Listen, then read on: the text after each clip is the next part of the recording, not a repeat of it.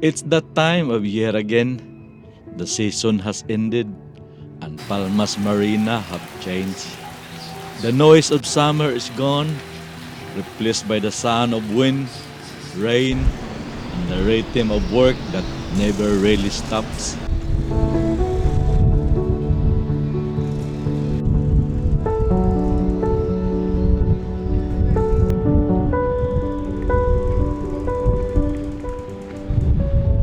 Alright, it's blowing hard already.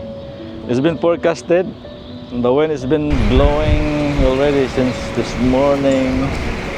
Wow, strong. But those guys over there, they're doubling up their lines because the wind is coming from the west. We're pretty secure here on our position because it's coming on our port quarter. So yeah, it's blowing. Oh yes, man.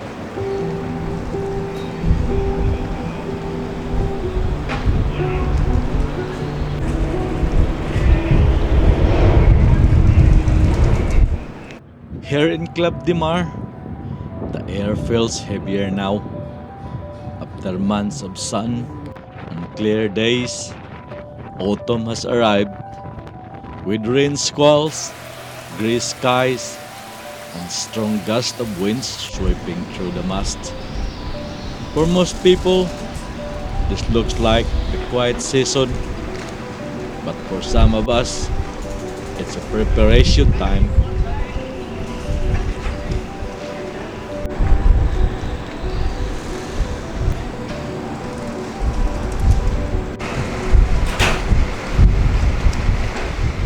The big yachts gather here, waiting for their moment to cross the Atlantic or to start winter work.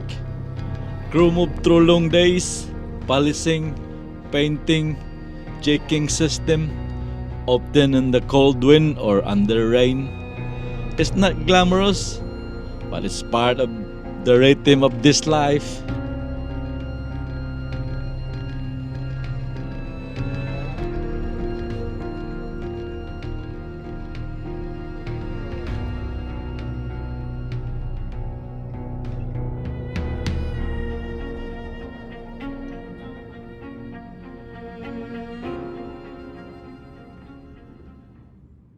Every crossing has its story.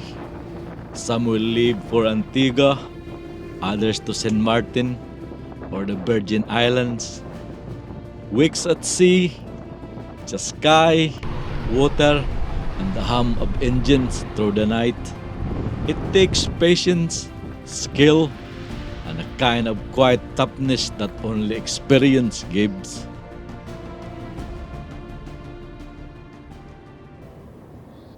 Now in these weeks before departure, weather rules everything.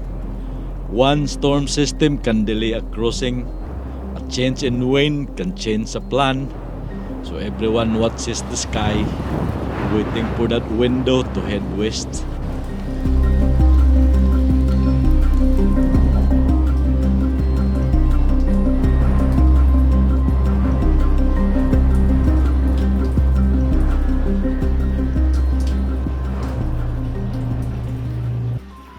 Between the clouds, we get those rare calm moments. The golden light after the rain, the stillness before the next squall. Those are moments that remind us why we do this. The ocean, the challenge, the sense of purpose. As the rain clears and the last light fades over Palma, the marinas fall quiet again. Soon these yachts will be gone, chasing the sun across the Atlantic, chasing another season. It's easy to look at them as say only beauty, but behind every reflection are long days, rough weather, and the hands that keep it all moving. Between the calm and the storm, this is where we belong. Thanks for watching, and I'll see you on the next one.